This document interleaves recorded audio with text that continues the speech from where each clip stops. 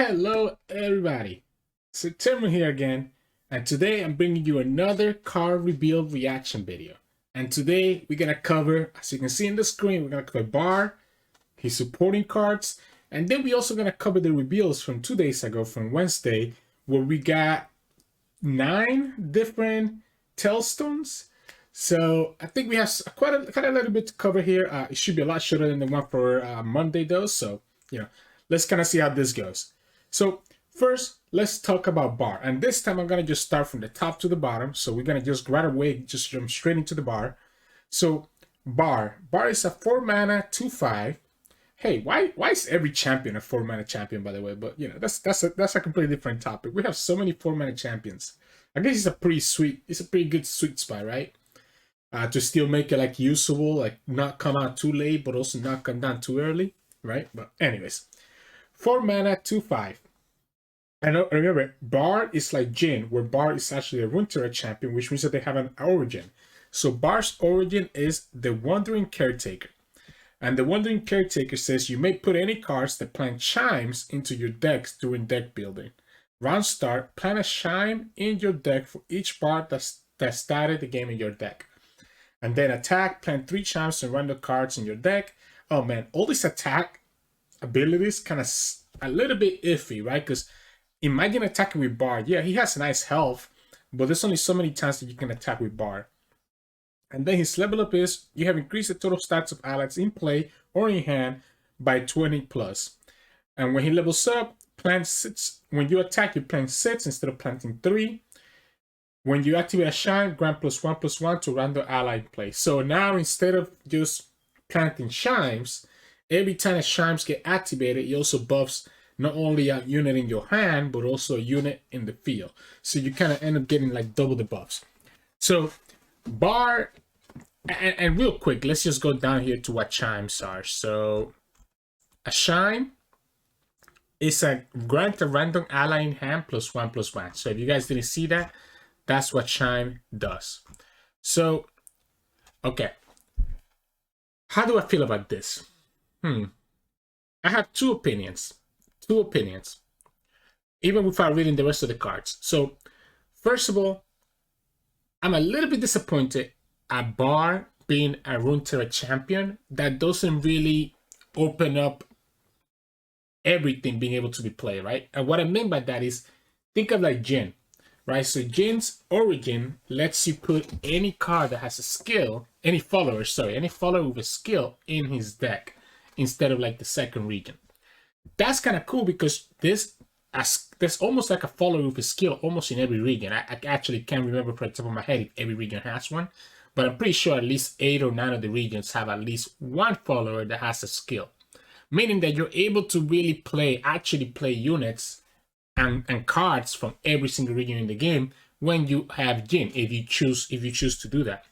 With BARD, it's not the case. With BARD, he only lets you put cards that have chimes into your deck, which are only really his support cards, right? So if we look here, all his support cards are really from Bandon City and Targon and nothing else, right? So it's like, it's like it's not really a Runeterra champion per se. Like BARD feels more like a Targon Bandon City champion that just gets to add a third region to it, right? Because if you play BARD and you play all his support cards, he's just gonna he's gonna be Bandon City Targon, and then whatever second region you choose, that's it. You're not really playing with every single region like Jhin can potentially do. You're only playing really with 3 regions maximum. So in terms of design, like a design and what I expect that a Runeterra champion to be, like allowing you to play maybe like at least a card from every region, it feels a little bit like off mark. Like I feel like Riot made this expectation that Runeterra champion was gonna be like this really big thing, and it doesn't feel like BARD at least doesn't feel that way. Like BARD pretty much feels like a, I don't know, like a Yuumi, where it's Bandon City and Targon dual region instead of actually a Runeterra champion. But that's only from a design perspective. From an actual power perspective, I think BARD is actually pretty good. Now, I do have some concerns with the attack, right? Needing to attack to be able to put the chimes. It's a little bit iffy. because this card doesn't have quick attack, and we kind of talked a little bit about that with Jin, because Jin doesn't have quick attack on level 1, he only gets it on level 2. However, what BARD is providing for decks, the chimes are crazy good. I think it's really underrated how much a +1/+1 buff can be. Now, this is a little bit more inconsistent, obviously, because he plans setting random cards in your deck, right? So you kind of have to rely on the support cards to be able to get them like out early and be able to have a lot of draw. But I think there's going to be decks out there that are really going to be able to take full advantage of BARD. And because if you play 3 BARDs in your deck, his origin means that you get, like, just by having 3 BARDs in your deck, you're getting 3 chimes per turn without even attacking. So every turn you're getting 3 chimes in your deck at the round start. So eventually you can start hitting. Eventually you're gonna start hitting those chimes. It's gonna be interesting how this deck works out, but I actually think BARD has a lot of potential. I like his playstyle. Again, we talked about the design and what I expected a Runeterra champion to be. I'm a little disappointed in that, but in terms of the playstyle and what he actually could do for some like crazy decks, like I tried to think of like stuff like elusives, for example. You can play BARD with like Ionia and just buff your elusives in your hands. So especially a lot of them that only have 1 health now are no longer in range of like Battle Feast and Pokestick. You could play this with attached units, right? So attached units, they don't lose their buff when they get recalled back into your hand. So if you play this with like a Yumi, for example, or a Rainbow Fish, even if the unit that the Rainbow Fish gets attached to gets bounced back, the Rainbow Fish still keeps all the buffs that he got from the chimes. So there's some possibility there to be able to hand buff your cards and be able to just push a lot of damage. I also think his level up shouldn't be that hard to accomplish because it counts any total stat increase that you do. So there's a lot of buffs that you can do out there, a lot of combat tricks that can buff your cards, and I think that's a huge deal. So with that said, let's kind of look more at his package and the rest of his cards to kind of get a better idea of what potential power he has. So first, let's go to BARD's champion spell. And remember, the champion spell for both BARD and Jin, you actually cannot main deck. They're only there as a champion spell, or if an opponent steals it with like Spell Thief or Mimic. That's why you have like the regular Traveler's Call. So Traveler's Call. Draw a follower, then activate the effects of all booms in the top 3 cards of your deck. That's pretty good. So if you draw a second BARD, you can send the BARD back to your deck, which works with the Wandering Caretaker origin, right? Because I'm pretty sure, since this says in your deck, does that mean that if you have a BARD on the field or in your hand, you're no longer putting 3 chimes in your deck at a time? If that's the case, could an opponent that's keeping a close eye on your hand know when you have a BARD in your hand? Like if they only see 2 instead of 3? Because it says in your deck, it doesn't say in your hand. So if you have a BARD in your hand, then technically you should only be putting 2 chimes. If you have 2 BARDs in your hand, then it's only going to put 1 chime per turn, right? So someone could actually hand read you and know when you have a BARD in your hand or not. Besides from that though, this card I think is really good as a champion spell, because if you get 2 BARDs, you can send one back to your deck, which will enable the Caretaker again. And additionally, you replace that unit with a follower while also activating all your chimes, all your booms, not just chimes, all your booms on top of your deck. I think that's pretty good. And it's a nice, for 3 mana, draw 1, and also buff like your units. I like it. 6th drop, Maduli the Gatekeeper. When a summon, plant a chime on the top card of your deck, then double the booms in your deck. Oh, wow. So this is a 6 mana, 4/6. And let's say you had 10 booms in your deck, then it becomes 20. So it's like Teemo, Teemo doubles the shrooms, except that it's just a summon effect here and it just doubles your booms. I think that's pretty good. My concern is that by turn 6, how many units are you going to have in your hand that you want to be buffing with boons, right? For this to really be effective. I don't know if this is actually good, because it comes out on turn 6. By that point, you probably already have used a lot of your units, or at least, try to finish the game, and this doesn't let you finish the game It just makes it so that when you start drawing more cards, they can buff the stuff in your hand. But if your hand is already small by turn 6, you're not really buffing that much. So maybe this is not going to be that great. Cosmic Binding. Deal 2 to an enemy and stun another. Plant 3 chimes on random cards in your deck. Oh, we got another stun. We get some Yasuo Bando support. Oh wait, that's another stun in Bando City. Ooh. Well, it's 5 mana, so it's pretty expensive. But you're dealing 2 and stunning a unit, so you're able to deal with 2 units that are attacking you while also planting 3 chimes. This is not bad. This is not bad. So let's compare it to the Targon stun, the one that stuns 2 things. So instead of stunning 2 things, you deal 2 to one of them and you get to plant 3 chimes. I don't know if it's a good trade-off. I could see it being played like as a one-off, right? Or maybe even a 2-off. In a BARD deck, because you can play this, it might not be bad actually. This is in the wrong location. Answer prayer spawn 4. Yeah, we already talked a little bit. Oh, that's just like the version when you actually spend 5 mana. So that's a 2 mana card. But anyways, we talked about the chimes, and then let's talk about the rest of the support cards. So we have BARD, the Bellringer. So when I'm summoned, plant a chime on the top card of your deck. This card is nuts. This card is nuts. I'm just gonna say it right away. I think this card is nuts. You can play this on turn 1, and it's kind of like an Omen Hawk. Except that obviously you're only buffing a card in your hand, not the top card of your deck. But it has 2 attacks, so it's a good blocker into a lot of things that the opponent might be able to do. So it's not like Omen Hawk that cannot really block, let's say like a Legion Rearguard that easily on turn 1 because the Rearguard has 2 HP. At least this will be able to trade into it while buffing something in your hand right away. Well, yeah, right away, because on the next turn when you draw it, it's gonna buff it right away. So I think this card is actually very good, and it's gonna be a staple in any BARD deck, and actually might even be really good in a lot of Bando City decks where you can just buff, like you can just place this down and just buff something in your hand. Like I'm thinking maybe like something like a Philios Fist might actually be able to get some use out of this. We'll see though. We'll see. But I think this card is nasty. Then the next one is Emu's Breath of the World. Set 2 mana, 0/2. When I'm summoned, plant a chime on the top card of your deck. Support. Grant my support or ally +1/+1. So this tells me right away what I was thinking when I was talking about BARD. That it's probably going to be his best deck is going to be some sort of like toxic, elusive combo. I hate to say it, but it's what I'm thinking of, right? So if we think about back when we had like Ionia Frelia, for example, they used to rely on hand buffing your elusives and then be able to play your elusives on the field when they have like a lot of stats. That's what I'm thinking of. Having this elusive already in your deck means that you're gonna have a pretty good target for chimes. Like if you can make like chimes, making this a 1/3 or even a 2/4 is actually very good for you because it is also buffing another ally by +1/+1. And it's even putting a chime as well on the top of your deck, so you can buff something else in your hand, just like BARD does as well.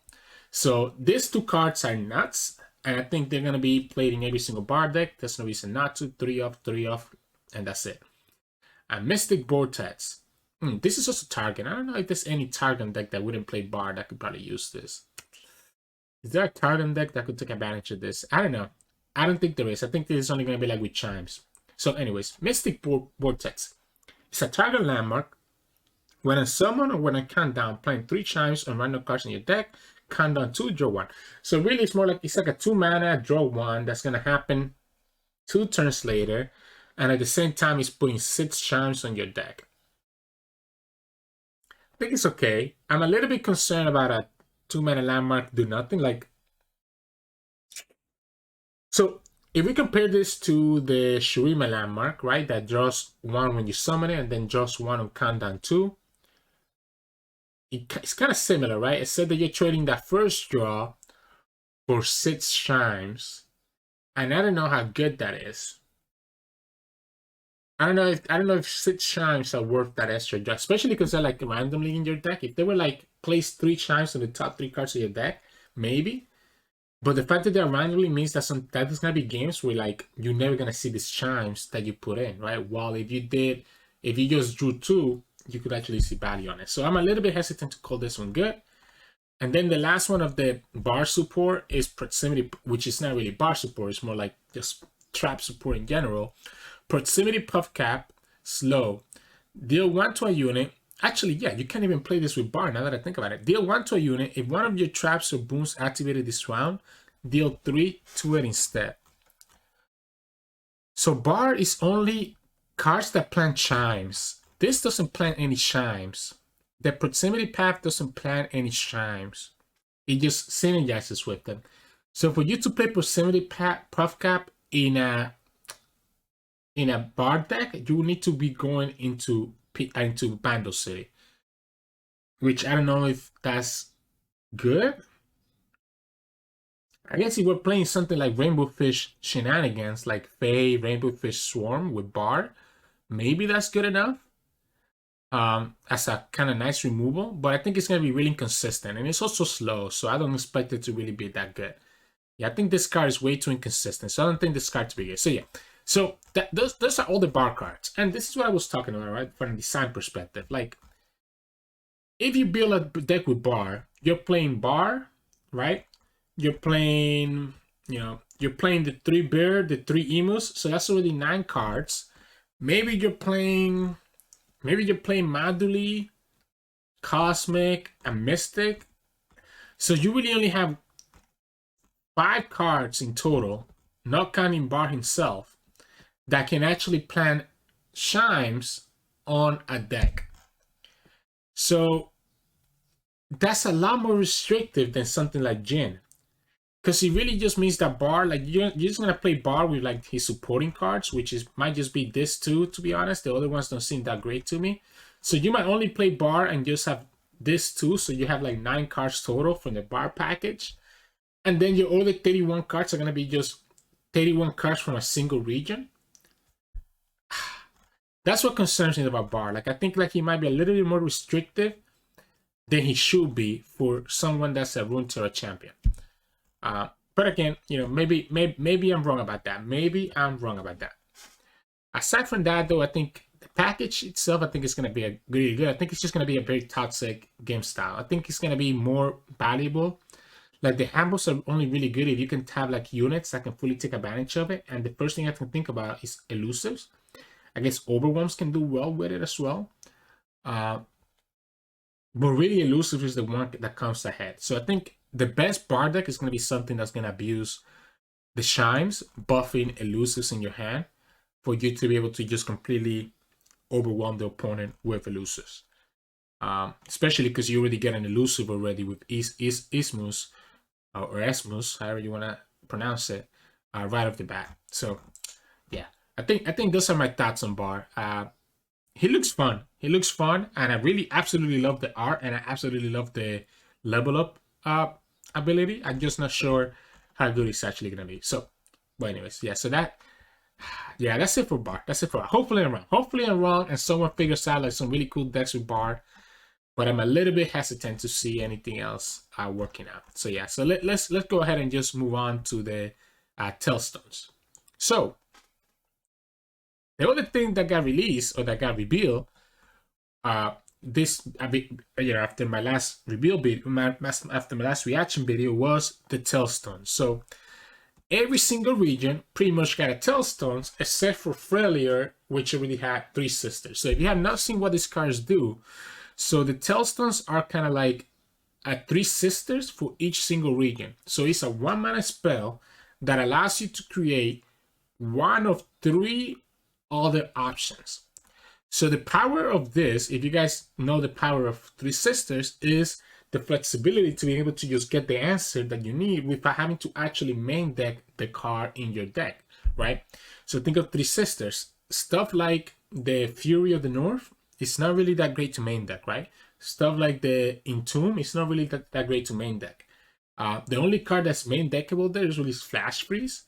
But by being able to do 3 sisters, you enable access to Fury and Entomb, which I'm sure you guys know have saved a lot of people in a lot of failure games. Like being able to Entomb a big threat, or being able to Fury the North to save your unit or push lethal has actually made a big difference. So they try to replicate that magic with every single region. And instead of going through the cards here, I'm going to open up this image by the Skillroy. If you guys don't know who the Skillroy is, another great content creator. I will recommend following him, especially if you're interested to like know what's going on and what might be coming next in Runeterra. So this is kind of like a little nice infographic showing each of the Tellstones on the tops and the 3 cards that they can generate. So let me actually maybe zoom in a little bit here. I know it's no, actually, because if I zoom in, it's gonna block the bottom the card. Okay, so let's just do it like this. I'll talk through the choices so that you guys have an idea. So the first one is the Bundled Tellstone. So the Bundled Tellstone can create a fleeting Keeper's Buried, a fleeting Yodel Contraction, and a Heroic Refrain. This one, I think, is one of the worst of the ones that was revealed. So my problem with this, Yodel Contraction and Keeper Benedict are actually a Heroic Refrain. All 3 cards are already pretty bad card for their cost, like the original cost and their value. Adding an additional cost to that, because remember, you gotta pay the initial 1 mana to use the Tellstone, doesn't make them good, even with the flexibility that it provides. So Keeper's Buried, the part with Keeper's Buried is that you're paying 7 mana to not even kill a unit, right? You're not even killing a unit. Like, it's a slow spell. You're not even killing it. You're just putting the unit back on top of the deck, so the opponent can just draw it next turn and do whatever they need to again. Let's say that you try to Keeper's Buried a Pantheon or a Victor. Yeah, you're slowing them down. You're resetting their Faded, right? Or whatever, but they're going to draw it right back and they're going to start working on it again. Compare that to something like Vengeance, which is a 6 mana fast piece spell that just completely gets rid of the unit completely, right? So this still gets countered by everything that Vengeance gets countered by, while also being worse. So I don't even see this being useful anywhere. The Yodel Contraction kind of similar way. Paying 6 mana for landmark removal tends to be pretty bad. And we saw that with Ezreal Caitlyn having a now good matchup into Shurima decks. People think it will be favorable because you can destroy the Sundisk on turn 3. But even spending 3 mana to destroy a Sundisk is such a big tempo loss that you end up falling behind. And Yodel Contraction is even worse. You're paying 6 mana to destroy a landmark. I'm not even going to consider they create 2 random multi-region followers in hand, because you're just creating them in hand. You're paying 6 mana to create 2 random, right? So you could literally get some of the worst multi-region allies that cost like 1 and never use for 6 mana, while still having to pay mana to play them. And then Heroic Refrain is probably the best one of the 3, to be honest, but paying 4 mana for just a +2/+2, and I guess the +1 for the health, probably not good enough to like, at that point, I'd rather just actually run Heroic Refrain in my main deck because I don't see myself using it. See, I think Bundle's going to be one of the worst ones. Bilgewater. Bilgewater gives you Playful Trickster, which is the 5th spell that lets you rally by pulling one of your units from the attack. Shun the Waters, which you grant that unit vulnerable at Summon the Longtooth. And then more Powder.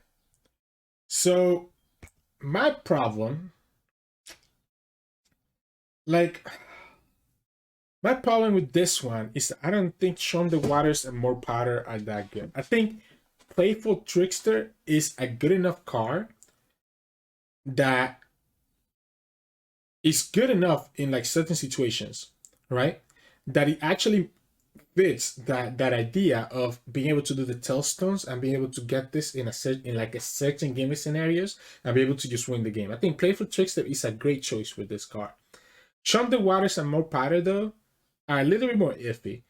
More Powder can be useful, right? You could pay the 3 mana to summon 2 Powder, and maybe that can combine with something like Twisted Fate, doing like a big red card, and you can clear the whole opponent's board.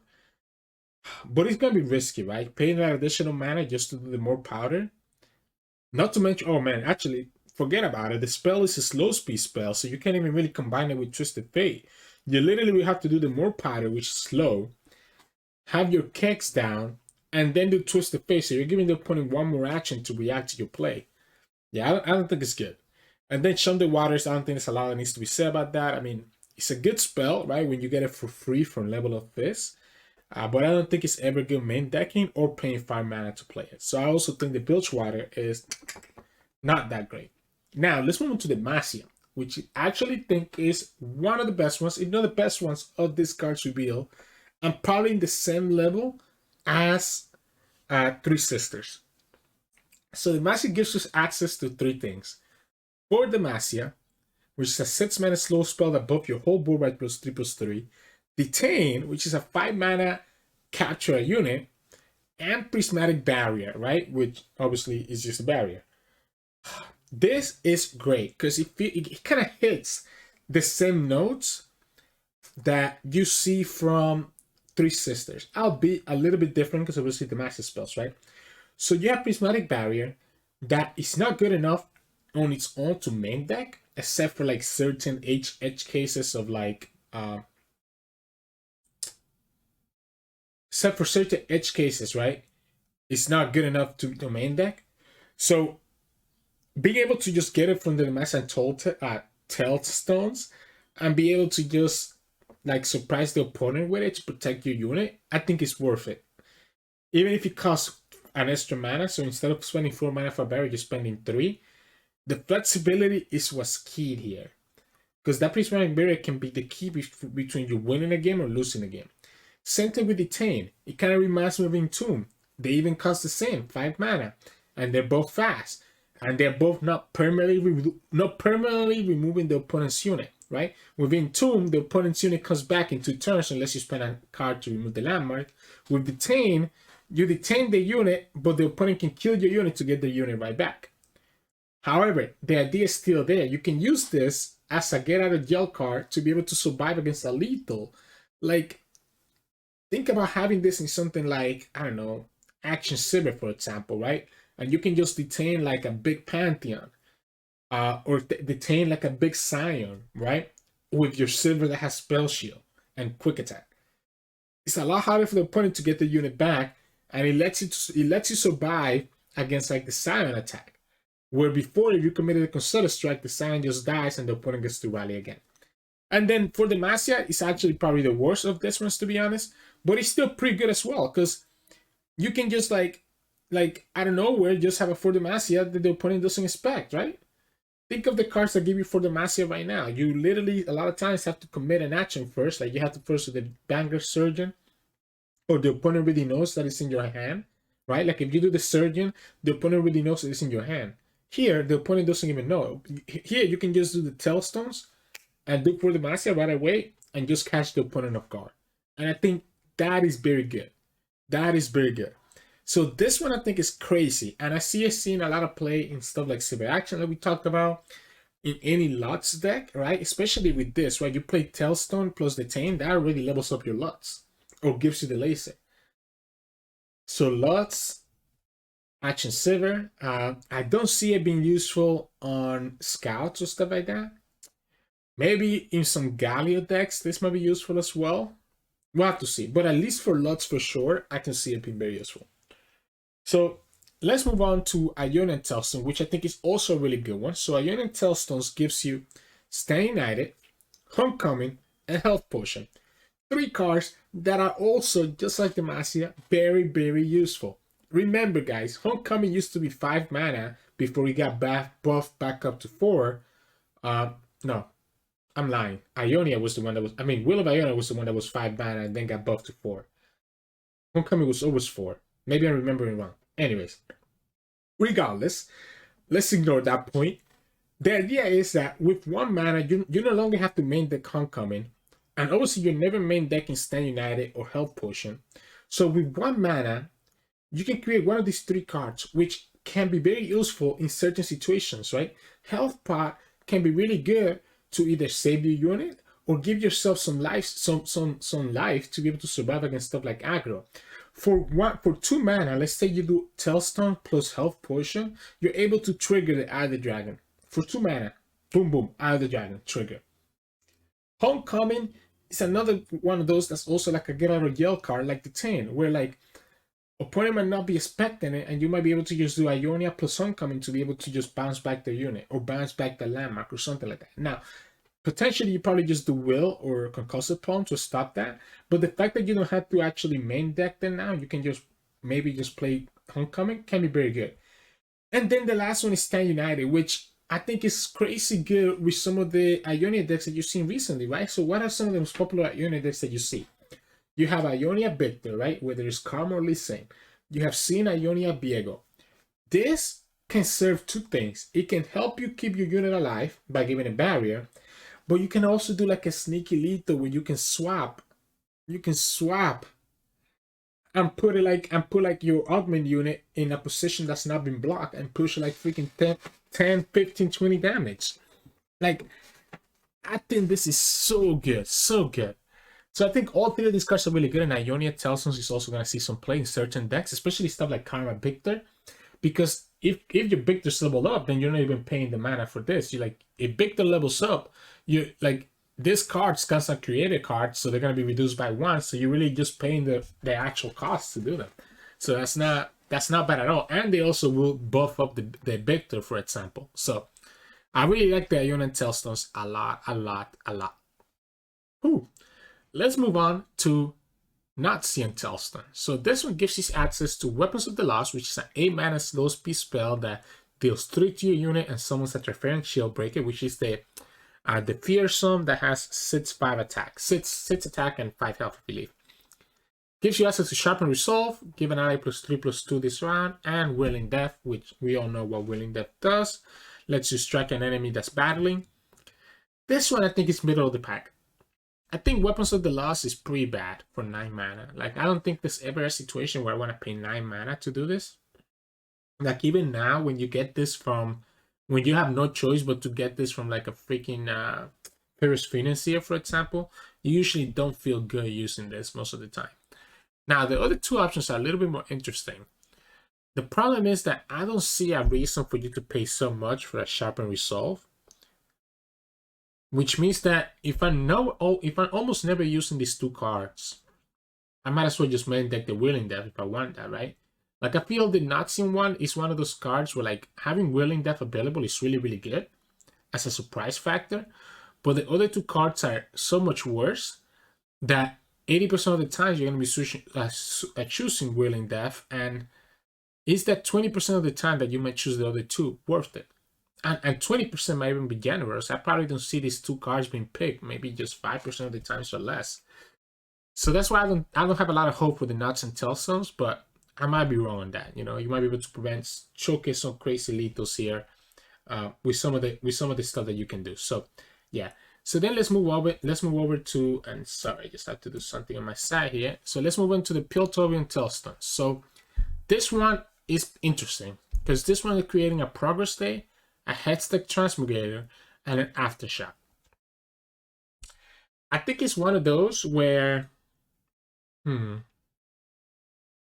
think about this a little bit more. I think the Piltovian is either, I think it's middle of the pack as well.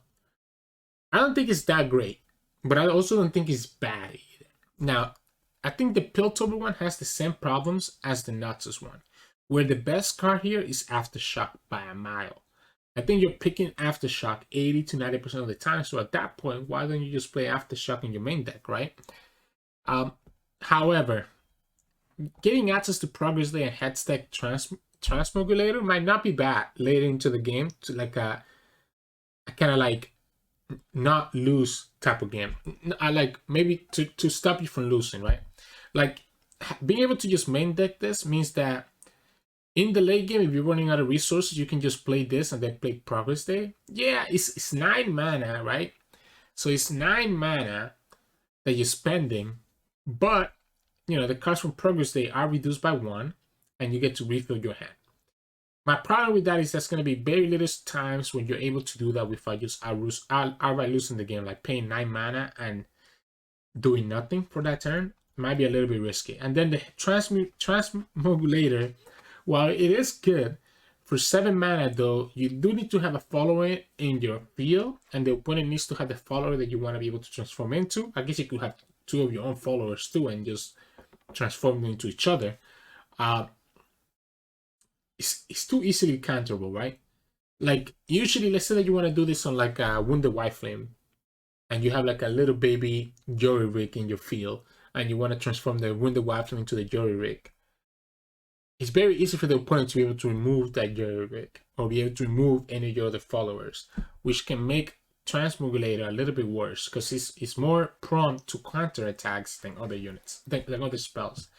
However, as like a get out of jail card in certain matchups, it might be okay. So I think the Piltover Tellstone actually I think is a little bit better than the Notsim one, but not as good as Demacia or Ionia, but definitely better than Bilgewater and Bandle in my opinion. All right, so we're almost to the last three. Let me just switch my camera so that you guys can see those. And there we go. Let's move myself to the left here. So let's go with Shadow Isles.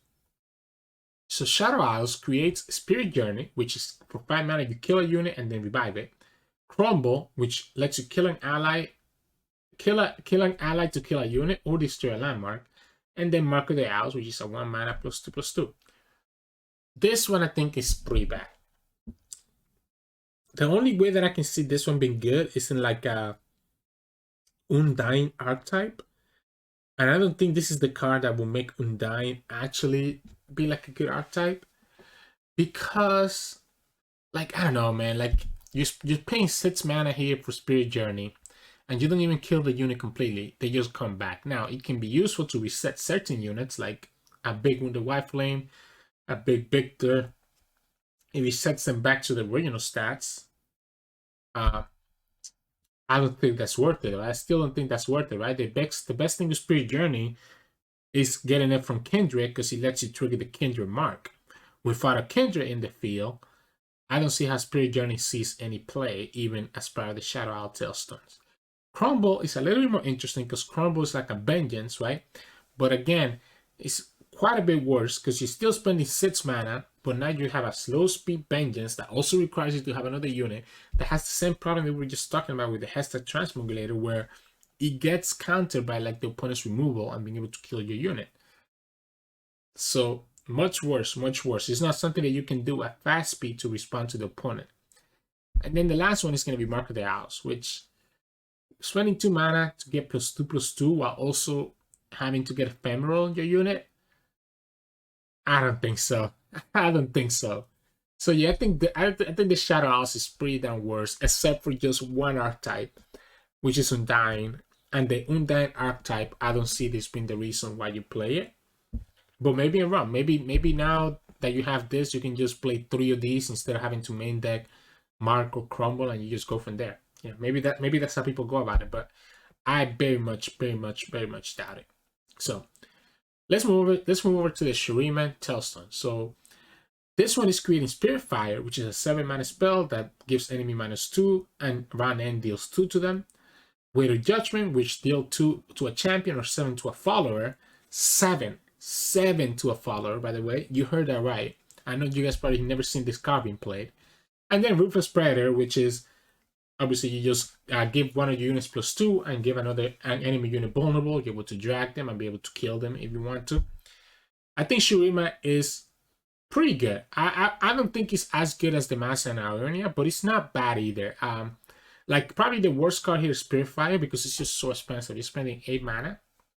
But even Spirit Fire has its uses, right? Which is what's beautiful about the Tellstones. Like, even if you're not using Spirit Fire 95% of the time, that 5% where you can do Spirit Fire on like a big Bandle whiteboard or like a big Scouts board, for example, and be able to completely negate their attack and be able to completely clear the board is pretty nice. So Spirit Fire is very good against those type of decks that like to flood the board. So Bandle City, Scouts, obviously a lot of aggro decks. It's a little bit weird against aggro because costing 8 mana means that you're not going to be able to use it until turn 5, which might be a little bit too late.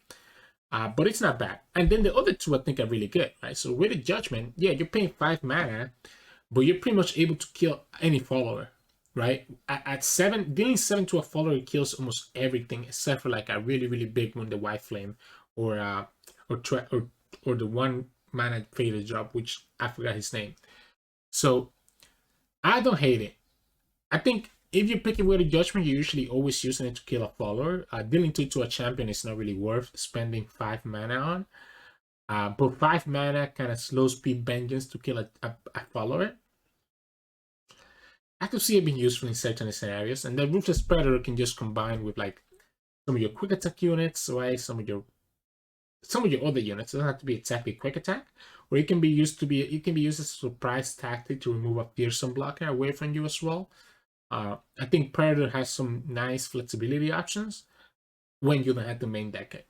So I think all three of these cards are pretty good in certain scenarios, which is the whole point of the Tellstones. So I could see this card being used as a one-off or maybe two-off in certain Shurima decks.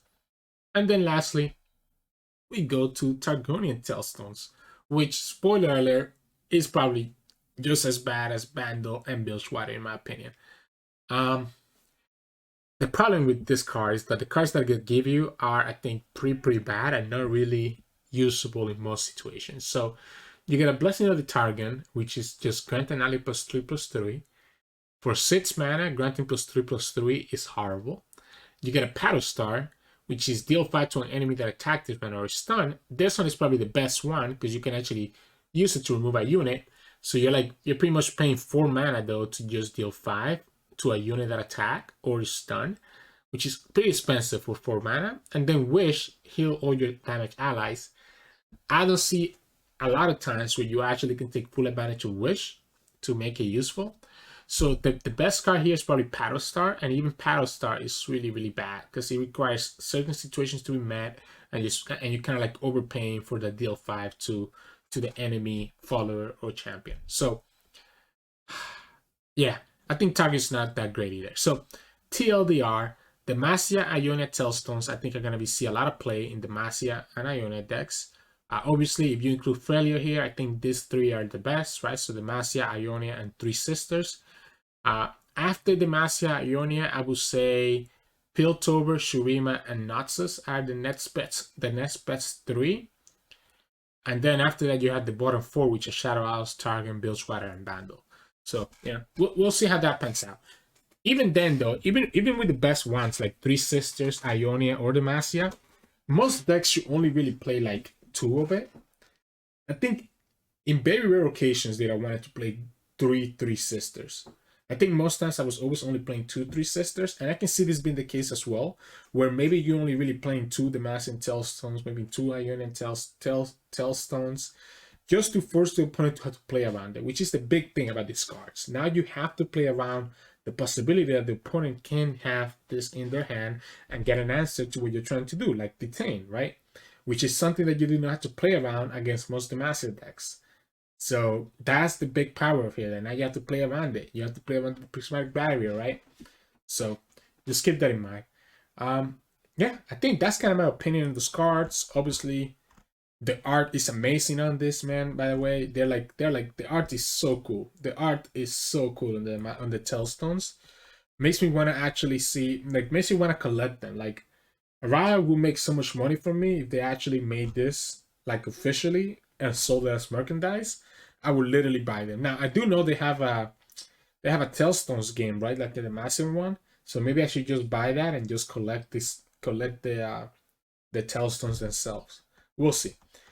Again, I'm cautiously optimistic about how much the patch will change. I hope that in addition to the new cards, we also get some balanced adjustments to stuff like Rainbow Fish, for example, stuff like the Pantheon decks. Like some of those decks that have been dominating all season long and are really strong, I think need to get adjusted a little bit. So I hope that in top of Bar and Jin and Ilawi and the 4th champion and the new cards, we also get some adjustments. So we'll see. But anyways, hope you guys enjoy me just spilling and talking and non-stop talking your ears off. As always, if you like the content, please make sure to like the video below. You can also subscribe to us. We post LOR videos every single day. Tomorrow we'll come back with another Blast to the Past series.